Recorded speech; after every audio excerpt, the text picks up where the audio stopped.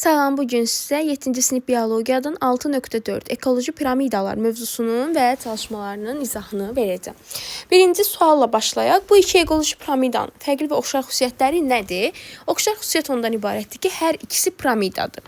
Bəs fərqli xüsusiyyət nədir? Biz şəklə baxaraq müşahidə edirik ki, biri quru ekosistemin ekoloji piramidasıdır, digəri isə su ekosisteminin ekoloji piramidasıdır. Yəni fərq ondan ibarətdir ki, biri quru ekosistemin ekoloji piramidası, digəri isə su ekosistemin ekoloji piramidasıdır. Ekoloji piramidanın səviyyələri nəyi göstərir? Bir səviyyədən digərinə keçəndə mənimsəmə 10% olur, 90% isə itkiyə səbəb olmuş olur. Ərazidə qida ehtiyatlarının azalması ekosistemdəki orqanizmlərə necə təsir göstərir?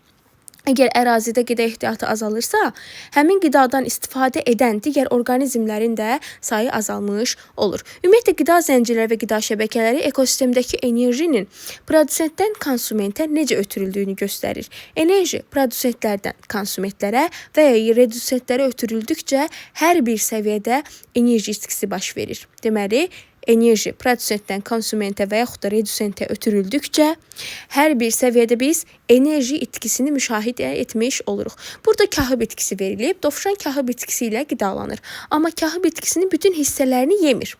Müəyyən bir hissəsini yeyir və yediyi hissədən də ona bədəninə 10% keçir, 90% isə itkiyə səbəb olur. Və tülkü isə dovşanla qidalanır. Bu zaman tülkü yalnız dovşanda toplanan enerji tülküyə ötürülə bilər. Burada enerji piramidası göstərilmişdir bizə. Baxın, produsentlərdə, yəni birinci səviyyədə, trofik səviyyədə 10.000 kilojoule enerji var. İkincidə artıq görürük ki, 1000-ə düşüb. Üçüncü səviyyədə artıq 100-ə düşüb.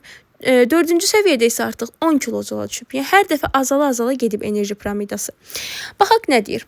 Deyir ki, qida zəncirində növbəti halqaya keçdikcə və ya enerji piramidasında yuxarı doğru qalxdıqca ötürülən enerji miqdarı azalır. Bəli, biz bunu müşahidə edirik. Yuxarı doğru qalxdıqca azalma gedib. 10.000-dən ta 10 kilojoule qədər azalma prosesi gedib. Deməli, yuxarı qalxdıqca enerji miqdarı azalır. Ümumi enerji birinci tropik səviyyədə ən yüksəkdir. Sonuncu tropik səviyyədə isə ən aşağı səviyyədədir. Deməli, bir tropik səviyyədən digərinə keçid zamanı enerji təxminən 90% itirilir. Bir səviyyədən digərinə keçən zaman 90% enerji itirilir, 10% isə mənimsənilir. Deməli, və yuxarıya doğru getdikcə, hər tropik səviyyədə yuxarıya doğru getdikcə enerji itkisini, enerji azalmasını biz müşahidə etmiş olduq. Aha. Keçək indi ədədlər piramidasından danışaq. Ədədlər piramidası isə qida zəncirində hər trofik səviyyədə müxtəlif orqanizmlərin sayı ədədlər piramidasını istifadə etməklə göstərilir. Baxın, trofik səviyyələr göstərilib burada. Birinci səviyyəyə baxaq, trofik səviyyə 1. Diqqət yetirin bura. 8 milyon 100 min ot bitkisi var. Trofik səviyyə 2-də nə var? 18 min dovşan var. Trofik səviyyə 3-də 300 ilan var. Trofik səviyyə 4-də isə 10 şahin var. Yəni, hər bir trofik səviyyənin öz canlılarının ədəd sayı var. Qiyməti var, ədədi var. Yəni, ədədlər piramidası dedikdə hər trofik səviyyədə yaşayan canlıların ədədi, miqdarı, sayı göstərilir. Ədədlər piramidası müəyyən zamanda kütləsindən asılı olmayaraq hər bir trofik səviyyədə mövcud olan canlıların sayını müqayisə etməyə imkan verir. Deməli, burada bizə necə bir qida zənciri göstərilir? Baxaq, ot, dovşan, ilan və şahin. Deyir ki, fərz edək ki, müəyyən bir ərazidə 10 şahin var və hər şahin bir gündə bir ədəd deməli, ilan yeyir. Hər şahin gündə, deməli, bir şahin gündə bir ədəd ilan yeyir. Biz belə başa düşdük ki, bir şahin gündə bir ədəd ilan yeyir. Bəs 10 şahin gündə nə qədər ilan yeyər? 10 ədəd ilan yeyər. Bəs bir ayda nə qədər ilan yeyər? 300 ilan yemiş olacaq. Elə bu sıralama belə gedir. Deməli, 10 şahin dedik ki, 300 ilan yedi. Yaxşı. Aha, eyni zamanda, əgər hər ilan hər gün 2 dovşan yeyirsə, o zaman 300 ilan ayda 18 min dovşan yeyəcək.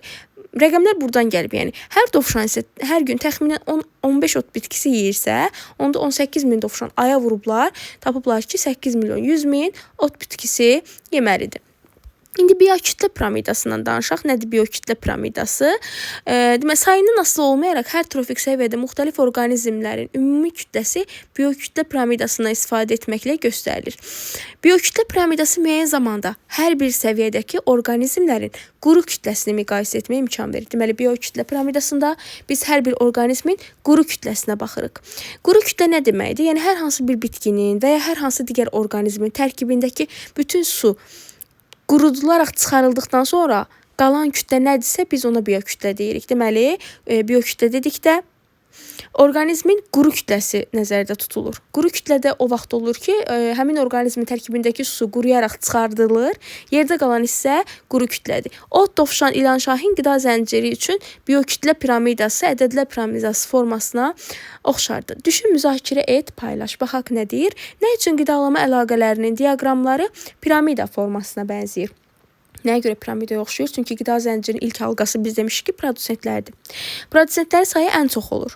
Produsentlərdən sonra produsentlə qidalanan hansıdır? Birinci dərəcəli konsumentlər. Birinci dərəcəli konsumentlərin sayı produsentlərin sayından daha azdır.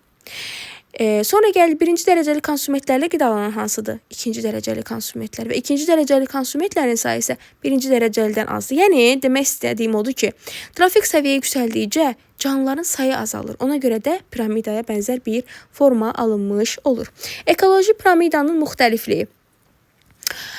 Ekoloji piramida əksəriyyəti piramida şəklində olur, lakin bir trofik səviyyənin orqanizmləri digər səviyyənin orqanizmlərində parazitlik edən və ya bir trofik səviyyənin çoxlu saylı kiçik orqanizmləri digər səviyyənin böyük orqanizmlərlə qidalanırsa, onda piramida tərsinə çevrilmiş olur. Bizə burada tərsinə çevrilmiş piramida göstərilir. Baxın, tərsinə çevrilmiş. Bu isə tərsinə çevrilməmiş piramidadır. İndi baxaq, nəyə görə tərsinə çevrilmiş göstərilib bizə? Belə bir qida şəbəkəsi verilib, qida zənciri daha doğrusu verilib. Palıd ağacı mənənə bir hüceyrəli orqanizm. Bu halda ədəd piramidası tərsinə çevrilir deyir. Baxın, ədəd piramidası tərsinə çevrilib. Nəyə görə tərsinə çevrilib? Palıd ağacının sayı bir dənədir. Palıd ağacında olan mənənələrin sayı çoxludur. Həmin mənənələrdə parazitlik edən bir hüceyrəli orqanizmlərin sayı isə daha çoxdur. Ona görə də bir hüceyrəli orqanizmləri göstərən, belə deyək, düz bucaqlı daha böyük çəkilib, daha uzundur. Amma mənənələr bir hüceyrəli orqanizmlərdən daha azdır. Elə palıd ağacının sayı isə bir ədəddir. Ona görə ədəd piramidasını biz tərsinə çevirib göstərmişdik. Sayı əsasən ədəd piramidasında trofik səviyyədəki canlıların sayına baxırdıq. Palıd ağacı bir dənə olduğuna görə daha kiçik çəkilib. Mənənə palıd ağacından daha çox olduğuna görə daha böyük çəkilib. Ən çox isə parazit bir hüceyrəli orqanizmlər olduğuna görə ən böyük parazit bir hüceyrəli orqanizmlər çəkilmişdir. Bunu başa düşdüksə, biokütlə piramidası isə aşağıda geniş, yuxarıya isə dar qalır. Bunun səbəbi bir ağacın onunla qidalanan digər populyasiyalara nisbətən böyük kütləyə malik olmasıdır. Baxın, indi biz ədəd piramidasından danışdıq, indi isə biokütlə piramidasına diqqət yetiririk. Biokütlə piramidasına görə ən böyük hansı çəkilib? Görürük ki, ağac çəkilib. Bəli, ağacın kütləsi mənənənin kütləsindən də, həmçinin parazit bir hüceyrəli orqanizmlərin kütləsindən də daha böyükdür. Çünki həm mənənə, həm parazit bir hüceyrəli orqanizm ağacın üzərində yaşayır. Ağac daha böyük kütləyə malik olduğuna görə ağacı daha iri çəkmişik. Elə? Mənənələrin də deməli biokütləsi bir hüceyrəli orqanizmlərin biokütləsindən daha böyükdür. Ona görə mənənələr ikinci olaraq daha böyük çəkilib. Bir hüceyrəli orqanizmlər isə ən kiçik kütləyə malik olduğuna görə daha kiçik çəkilib. Belə, burada çətin heç nə yoxdur. Diqqətlə baxsınız, başa düşəcəksiniz. İndi isə baxaq, deməli, sürətlə çoxalan orqanizmlə biokütlə piramidalarda piramida formalı deyil. Biokütlə piramidası sabit və ya dəyişməyən kütləyə əsaslandığı üçün orqanizmlərin çoxalma qabiliyyətini nəzərə almır. Baxın, bizə burada nə verib? Fitoplankton, zooplankton, kiçik balıqlar və iri balıqlar. Belə bir qida zənciri üçün biokütlə piramidası verib. Elə? Burada ən böyük hansıdır? Zooplanktondur. Elə? Daha sonra isə kiçik balıq gəlir, daha sonra fitoplankton, ən sayı az olansa nə oldu? Böyük kütlə piramidası daha doğrusu kütləsi az olansa iri balıqlardır. Səbəb də nədir? Deyir ki, qida zəncirinə aid biokütlə piramidası fitoplanktonun biokütləsinin zooplanktonun kütləsindən kiçik olduğu təəssüratı yaratsa da, bu mümkün deyil. Deyir ki, fitoplankton baxanda biz deyirik ki, biokütləsi zooplanktondan kiçikdir. Çünki kiçik çəkilib. Amma deyir, bu təəssüratı bizdə yaratsa da, bu belə deyil. Nəyə görə? Çünki fitoplanktonun çoxalma sürəti zooplankton tərəfindən yeyilmiş fitoplanktonu əvəz edəcək qədər yüksəlir. Səbəb də budur. İndi bizə qida zənciri göstərilib, həm ədəd piramidası verilib, həm biokütlə piramidası verilmişdir. Baxaq, deməli, yaxınlaşdıraq. Deməli, ot, dovşan, ilan və qartal verilib bizə burada. İlk olaraq biz ədəd piramidasına baxaq. Otların sayı çoxdur. Ona görə də ədəd piramidasında yaşılla göstərilən otlardır. Daha böyük verilib. Sonra otla qidalanan dovşanın sayı İlandan daha çox olduğuna görə dovşanlar da ikinci olaraq daha böyük verilib. İlana baxırıq. İlanın da sayı qartalın sayından çox olduğuna görə ilan daha böyük verilib. Ədəd piramidası bu şəkildə. Biz görürük ki, biokütlə piramidası da həmçinin ədəd piramidası ilə eyni quruluşdadır. Yəni, kütləsinə görə otlar daha böyükdür, daha sonra dovşan, daha sonra ilan, ən sonunda isə qartal. Sonra ikinci şəkildə baxaq, ağac, mənənə, parabüzən, kiçik quş. İndi burada ədəd piramidasına baxın. Ağacın sayı bir dənədir. O ağacın üzərində həm mənənə var, həm parabüzən var, həm də kiçik quş var. Ağacın sayı amma bir dənədir. Ədəd piramidasında ağacın sayı bir dənədir. Ona görə ağacı kiçik çəkib burada.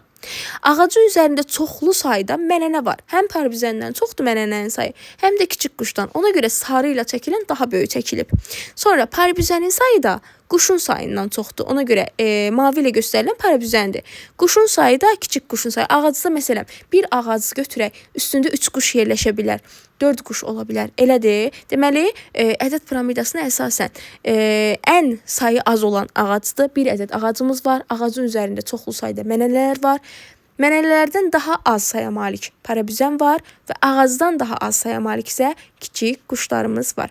Biokütlə piramidası isə necədir? Ağacın kütləsi, baxın, ağacın üzərində hər biri yerləşir. Deməli, ağacın kütləsi daha böyükdür ki, hər birini üzərində daşıya bilir.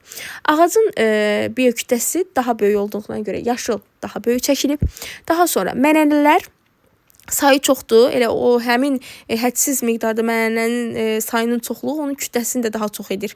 Daha sonra parabüzən, daha sonra isə kiçik quş. Çünki kiçik quşun sayı azdır, parabüzən sayısı daha çoxdur və bu da onun kütləsinin miqdarına da təsirini göstərmiş olur. Baxaq, ot, zebr, sese milçəyi. Deməli, otun sayı çoxdur, hədsiz.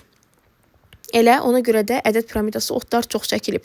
Daha sonra zebraların sayı az olur. Sese milçəklərin sayı da çox olur otluqda. Elədir. Ona görə də ot ən böyük ölçüyə malik şəkildir. Daha sonra zebra, daha sonra isə sese milçəyi. Biokütləsinə baxaq. Yenə otun kütləsi daha çox olacaq burada. Daha sonra zebra, ən kiçik isə milçəklərin kütləsi olacaq təbii ki də. İndi isə keçək çalışmaların izahına. Çalışmanın şərtinə əsasən bizə bitkinin sayını 46 A variantında 46, B-də 75, C-də 28, D-də isə 22 verib. Bizdən ədədlər piramidasını qurmağımızı istəyir və buna əsasən A-da ilbizlərin sayını 4 verib. B-də ilbizlərin sayını 8, C-də isə 1, D-də isə 2 verib. Ədədlər piramidasını qurub göstərmişik.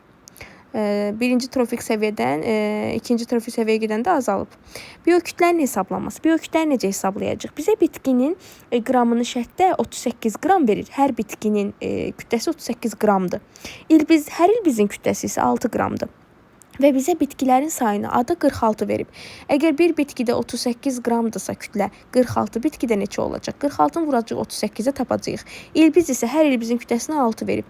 İlbizin sayı isə 4 dənədir. 4-ü vururuq 6-ya 24. B-də də həmçinin. B-də də bitki sayını 75 verib. 75-i vururuq 38-ə. İlbizdə isə 8-i vuracağıq 6-ya. C-də də, D-də də eyni şəkildədir.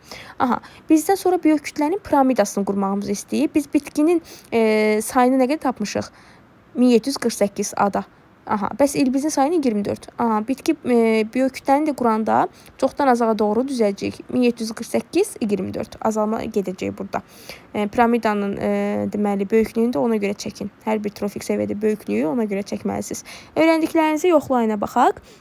Ot, ilbiz, quş, birə qida zənciri üçün ədədlər piramidası, biokütlə piramidası və enerji piramidasını dəftərinizdə qurun.